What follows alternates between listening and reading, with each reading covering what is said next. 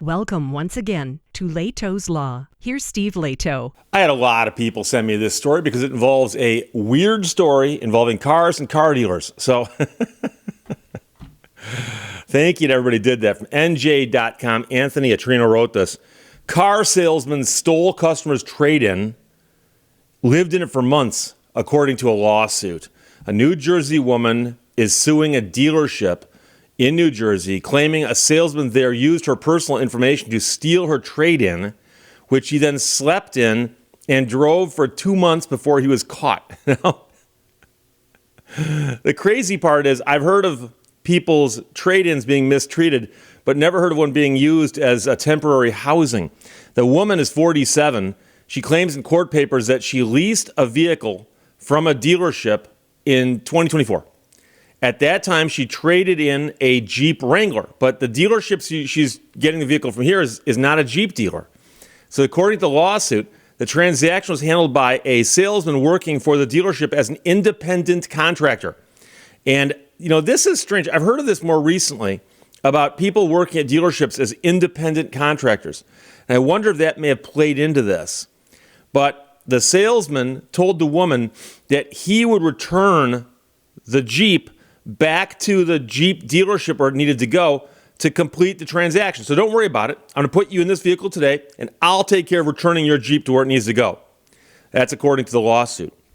Instead of returning the Jeep, however, she alleges that he kept the vehicle, racked up parking tickets and easy pass charges. And that's the thing, if you're going to misappropriate somebody's property, okay, and then you take it out and you use it places where it's being recorded and notices will be sent to the owner, that's where your grand scheme will fall apart.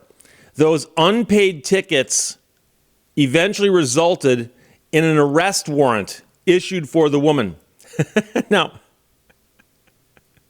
a lot of people would have been upset to know that their vehicle had not been returned and upset that it's being used, toll violations and so on. But the arrest warrant is really the thing that you understand. No one's going to ignore that and go, oh, I had an arrest warrant. So she called the dealership to complain, but they, according to her, denied that anything had been done wrong or illegal or improper. So she went to the police, which is a sketchy proposition considering there's an arrest warrant out for her. But the police determined that she was not at fault, but that there was indeed this independent contractor from the dealership driving and living in said Jeep. Now, he had apparently claimed that the vehicle had been returned to the other dealership, which of course is going to be really easy to figure out. You ask the other dealership, did you ever get this Jeep? If so, when? So, according to the lawsuit, after entrusting the vehicle to the dealership agent, he did not return the Jeep. Instead, he retained the Jeep for his own personal use without consent, permission, or knowledge of the plaintiff. So, meanwhile, the dealership that the independent contractor was working at fired him after they confirmed that there was some truth to this underlying story. So, meanwhile, he, that is the salesman, was charged with theft by unlawful taking and pleaded guilty on May 12th in Clifton Municipal Court. He agreed to pay an assessed cost of a little over $1,000 according to court documents. But the lawsuit now says that the dealership that hired the independent contractor knew or should have known that he, the contractor, was illegally in possession and occupying the traded-in Jeep and had not returned the vehicle to the dealership as he was supposed to do as an independent contractor for them. The suit names as defendants the independent contractor salesman and the dealership for whom he worked and accuses the business of negligence for simply trusting the man. Again, when we talk about negligence, understand that a negligence claim arises when somebody owes someone else a duty and they breach that duty. And the argument here apparently is that the dealership had a duty to hire professional people and oversee them so that they acted professionally. And most people wouldn't think, oh, I traded in my vehicle today at the dealership. I wonder if that guy's going to steal my vehicle and go live in it. That thought would not have occurred to anybody except for these few people until it happened. So a representative for the dealerships, so they don't comment on ongoing litigation, multiple phone numbers in the salesman's name were not in working order on Thursday. Although it's possible that people who live out of vehicles could have cell phones. But the working numbers, that might be a hard thing for him to come up with, because considering that he was living out of somebody else's Jeep for a while. But the strange thing is that in 34 years of practicing law in this field, that is dealing with car dealerships and cars, lemon law in my case, but it's dealerships and cars, I've heard everything. I've heard everything. And I'd never heard this exact twist on it. But I have heard of people who brought a vehicle in on a trade and said, I'm going to trade this vehicle in. I want to buy that vehicle there. I want to sell you that vehicle there. We'll take that vehicle in on trade. And quite often people will trade in vehicles that have got a lien on them because there is an outstanding loan against that vehicle as collateral. And this transaction gets handled every single day at every single dealership that moves vehicles. And it usually happens flawlessly. And so what happens is this vehicle comes in, the dealership confirms what's owed on it. They find out what the payoff is, what the per diem is, how much the loan changes by day using interest, and where they send the payoff check to. And they calculate that into their calculations. And I've heard many times where somebody's taken a vehicle in on trade. They said, we'll pay this off, we'll give you this much credit for it, and then we'll sell you this vehicle for this. And they don't pay that off right away. That's often a problem. And I've told people that you might want to double check. When you buy a car and you trade it in another car with a lien on it, you're going to want to check to see when it got paid off and make sure it did get paid off. And I've heard from people who dropped a vehicle off, picked up a new vehicle, signed all the documents over, and a month or two later, they start getting the late notices. How come you haven't paid on your old vehicle?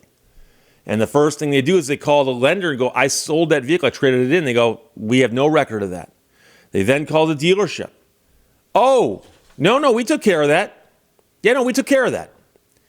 Well, I just talked to the bank. They said you haven't. Oh, let me check and get back with you. And then it becomes a stalling game to see how long they can stall you while they try to scrape up the money to pay this thing off. And I've heard of that story too many times. But I've never heard the story before where someone kept the vehicle so they could sleep in it. And this is the other thing. I'm not sure what the story is with the license plates. I don't know how it works in New Jersey. I know that in some states like California, the plates stay with the vehicle, which to me makes no sense at all. In Michigan, you get a car, you get plates. You sell the car, you take your plates off. You put them on your next car. Why would the plates follow the car? And I know people in California going, that's how it's always been. Why would the plates stay with the driver? So that this doesn't happen. Somebody else is driving your former car, and you're getting the bills for it, for the tolls and so on, parking, And so, I'd like the plates to stay with me. They're attached to me in the legal system. Now you're going to say, but Steve, you trade the car in. But things like this happen. So it's a crazy twist on a story that's not that far off from something that happens all the time. And so you've always got to be careful. And I'll be honest. Now this sounds like it was a dealer that sells brand new cars. More of the problems I've heard about this have occurred at smaller lots. The B dealers primarily sell used cars, at least in Michigan. And the smaller the lot, the more likely it is to happen, it seems. I've known some very small dealers that ran extremely tight ships. But I've also heard of some dealerships that were skating on the edge of insolvency. You trade a vehicle in, they would just do what they could with it. They might even sell it without paying off the lien. I've heard of that too. That's a tricky maneuver. And by the way, you do something like that and go bankrupt, they might still come chasing after you personally for the legal liability of doing that, because that's bordering on criminal, not so much civil. But another story for another day. But thank you to everybody who sent us from NJ.com. Anthony Atrino wrote that. Car salesman stole customer's trade-in Jeep lived in it for months according to a lawsuit, and there's already been some criminal ramifications for the man who is accused of doing this. Questions or comments? Put them below. Let's talk to you later. Bye-bye. Thank you for watching Lehto's Law. When you undervalue what you do, the whole world will undervalue who you are.